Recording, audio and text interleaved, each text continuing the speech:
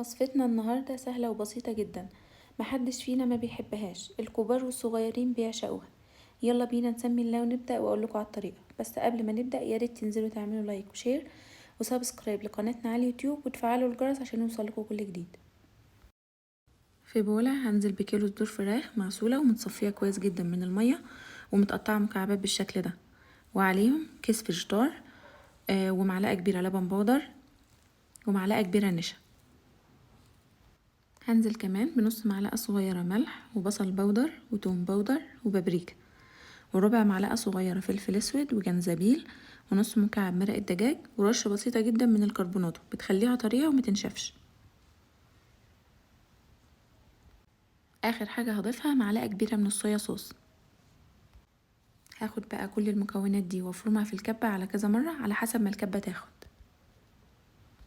بعد ما فرمت الكمية كلها رجعتها البولة تاني وهقلبها كويس كده عشان البهارات توصل لكل حتة في الفراخ. بعد كده هاخدها احطها في صينية عليها ورقة زبدة ومدهونة زيت وهفردها كده، وطبعا وانا بفردها لازم اكون دهنة ايدي زيت او الجلافز اللي انا بعمل بيه.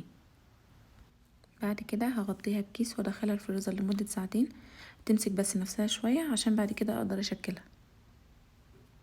بالنسبة للتغليف بقى حطيت في طبق بيضتين وعليهم معلقتين كبار حليب ورشة من الملح ورشة من الفلفل الاسود، هقلبهم واركنهم على جنب. وفي طبق تاني حطيت فيه بقسماط، وده شكل البقسماط اللي انا استخدمته وممكن نستبدله بفيجيتار. بعد ما عدى وقت وطلعت الفراخ من الفريزر هقطعها بسكينة مدهونة زيت لمربعات بالشكل اللي هتشوفوه دلوقتي، وممكن لو عندنا قطاعات على شكل نجمة او قلب نعمل بيها، يعني على حسب المتاح. لو ما عندكوش حاجة بقى تقطعوا بيها اعملوا زي ما عملت كده وقطعوها لمربعات، وممكن برضو نشكلها بايدينا على شكل دائري او بيضاوي. دلوقتي بعد ما قطعتهم كلهم بالشكل ده هاخد كل قطعة انزلها في البيض وبعدين اغلفها بالبقسماط.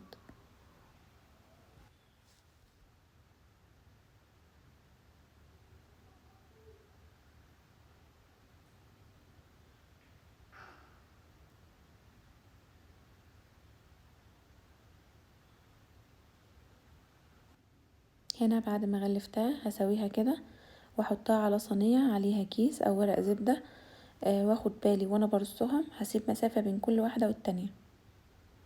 بعد ما برص اول طبقة بحط كيس واكمل، وهكذا بقى في باقي الطبقات. بعد ما عملت شوية على شكل مربعات هشكل الباقي على شكل دواير.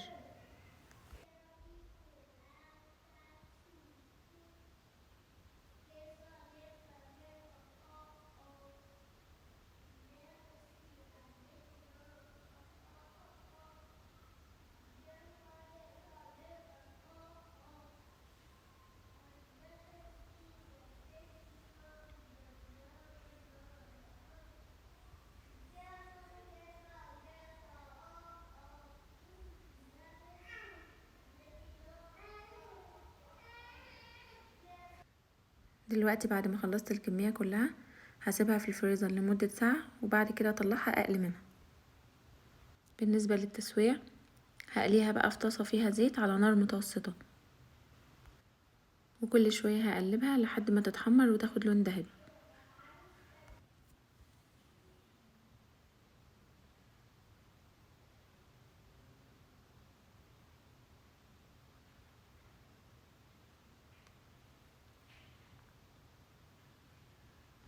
بعد ما وصلت للون ده هصفيها من الزيت واحطها على مناديل.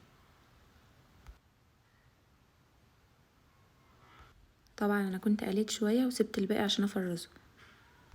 حطيته في اكياس بالشكل ده وعينته في الفريزر، ووقت ما كنت بحتاج اقلي منه كنت بطلعه قبلها بربع ساعة عشان يفك وما يتحمر ما يبقاش ني من جوه. شايفين يا جماعة شكله واخد لون حلو قوي ومقرمش ومستوي كويس قوي من جوه. ما اعتقدش بعد ما شفتوا الفيديو ده تشتروا من بره تاني. جربوه يا جماعة، ولو عجبكم ما تنسوش تعملوا لايك وشير وتكتبوا لي كومنت حلو.